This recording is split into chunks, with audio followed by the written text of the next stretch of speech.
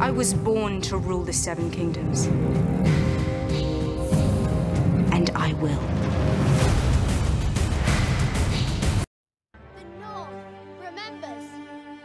We know no king, but the king in the North whose name is Stark. Hi guys, it's Fentony. Daenerys is on her way to Westeros in Season 7, and that means everything's going to change. So in this video, I'm going to talk about her conquest of Westeros and what it means for the big picture. There will be a lot of spoilers in this video, so just be careful for them. So yeah, Daenerys' conquest as I'm calling it. She's got 3 dragons, an army of Unsullied, Dothraki, Yara's Ironborn, the Tyrells, and Dorne. She has a pretty big army, probably the biggest in Westeros. At first, it looks too easy for her, but once Season 7 starts, I think it's going to change. Cersei and the Lannisters have been at war for years, and their armies are severely weakened. It seems like the Tarleys will help them, and Euron Greyjoy will ally himself with Cersei. The Tarleys are big players, and Randyll Tarley is meant to be one of the best commanders in the kingdoms. He did beat Robert Baratheon, and Stannis Baratheon, who was known as the best commander, held him in high regard. So that makes it a bit more even, but the 3 dragons are a game changer, but perhaps not as much as you would think. Aegon the Conqueror had 3 dragons, but he had a smaller army than Daenerys. But his dragons, in my opinion, were better fighters. Drogon did have free reign of Essos, but he's only been in about 2 battles. The skirmish in the fighting pit wasn't really a massive battle. I know Drogon was much smaller then, but really, that's nothing compared to the fights we'll see in Season 7. And the other 2 dragons, Viserion and Rhaegal, were locked up in the Pyramid of Meereen, and have only had one fight, when all 3 dragons fought against the Masters in the second siege of Meereen. So the dragons really have only had 1 or 2 big fights, and 2 of the dragons were locked up for a long time. Could this cause Viserion and Rhaegal to start ignoring Dany, as they're not happy with her, and they remember, "Oi, you locked us up, you're meant to be our mother, we don't like you anymore." But then again, they did fight for her in Meereen, and they have followed her to Westeros, but we'll see what happens. Could this cause them to find their 2 riders? We know dragons do have riders, and they'll only have 1 whilst that rider is alive. Aegon the Conqueror had 2 sisters, and they were dragon riders. But Dany doesn't have 2 badass family members to ride her dragons. Not yet anyway.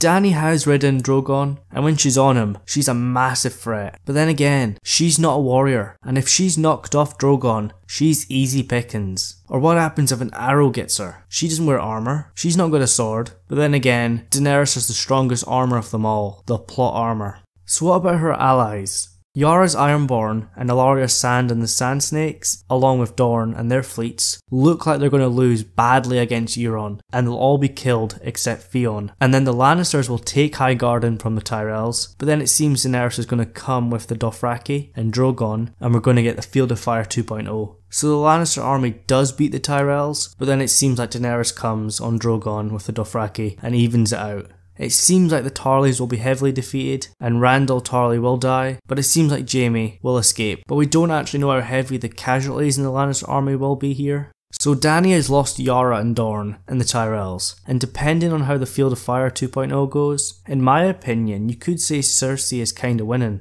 This might cause Dany to want to push the big red button and send all 3 dragons into King's Landing. I do feel that Tyrion will tell her, "You can't do that, think about all the innocents that will die." Dany needs to win the people over, and they already hate Cersei, so it shouldn't be too difficult. And then the White Walkers come into play.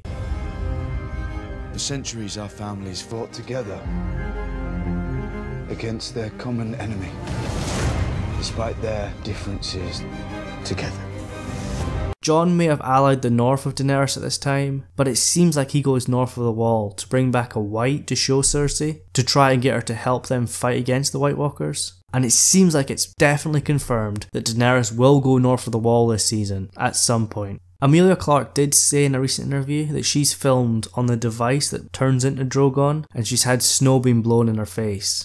So she is going north of the wall to save Jon Snow against the Whites, and we have seen that kind of stuff in the trailer, and there is fire in the background, and we are thinking that's dragon fire. But we're also hearing rumours that one dragon's going to die north of the wall, and that's going to be a massive blow to Daenerys. Cersei is 100% focused on the Iron Throne, but if Jon brings back a White to the Dragon Pit in King's Landing, Cersei might agree to help them, but she'll probably lie. Perhaps once the White Walkers have crossed the wall, Cersei waits till Jon and Daenerys go fight them, and then she blocks off the neck so they can't retreat south if it goes all wrong. Or maybe she'll wait till they all start fighting and she somehow uses wildfire so she can kill the White Walkers, Jon and Daenerys. All her enemies are dead in one go. But that's if wildfire can hurt a White Walker. It'll probably destroy the whites, or a vast majority of them, but as I said, there's hundreds of thousands of them. Cersei's plan might not be as well thought through as she thought. So by the end of season 7, Daenerys might be in a very bad position. One dragon might be dead, and her only ally would be Jon Snow in the north.